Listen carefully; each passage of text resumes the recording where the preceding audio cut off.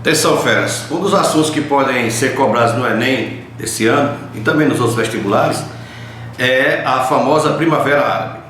O termo primavera é utilizado em história para movimentos progressistas, de avanço, né? Por exemplo, nós tivemos a Primavera de Budapeste nos anos 50, em que os húngaros queriam um comunismo mais democrático, mais liberal, né? Onde houvesse voto direto, permitisse oposição. A mesma coisa ocorreu em 1968 na Tchecoslováquia, que é a famosa Primavera de Praga, em que os estudantes também queriam um comunismo mais democrático.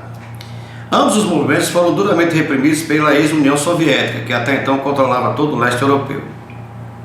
Nós tivemos também a Primavera de Pequim, no ano 1989, onde os estudantes se reuniram na Praça da Paz Celestial e exigiram também reformas democráticas no comunismo chinês. Também foram duramente reprimidos. Então esses movimentos são chamados de primaveras. Recentemente, há 2 anos atrás, começou um movimento em algumas regiões do norte da África e do Oriente Médio chamado de Primavera Árabe. A imprensa talvez tenha sido muito precipitada em colocar o nome primavera nesses movimentos. Por quê?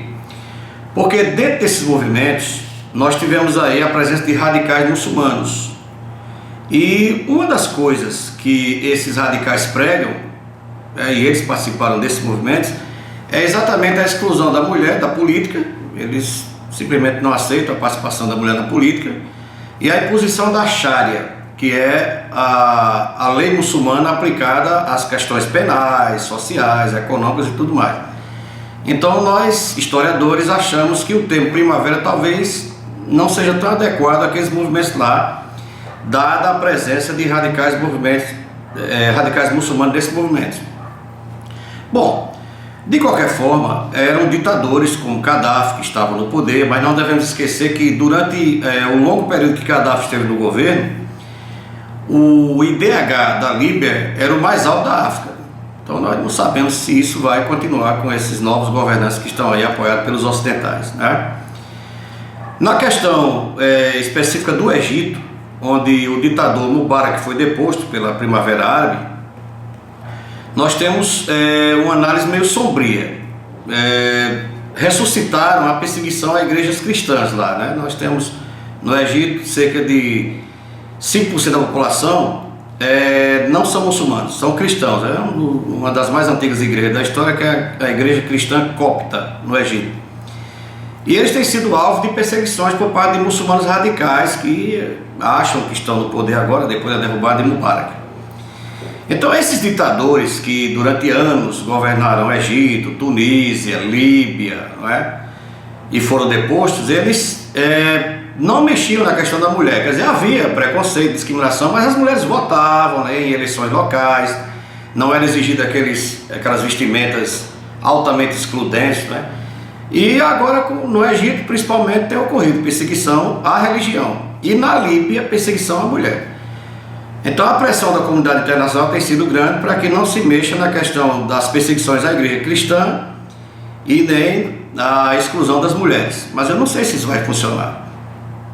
Quanto à Síria, exatamente Síria, nós não podemos falar muita coisa porque o ditador Bashar al-Assad ainda não foi deposto, né? Ele está no poder, ele controla a maior parte das cidades do país, né?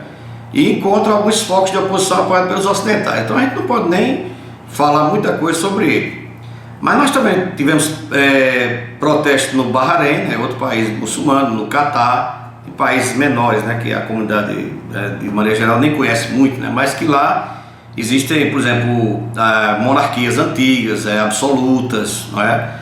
A Arábia Saudita, por exemplo, o governo do rei, né, ele tem feito algumas reformas, né, dando acenos de que vai democratizar o país, o que eu acho pessoalmente muito difícil.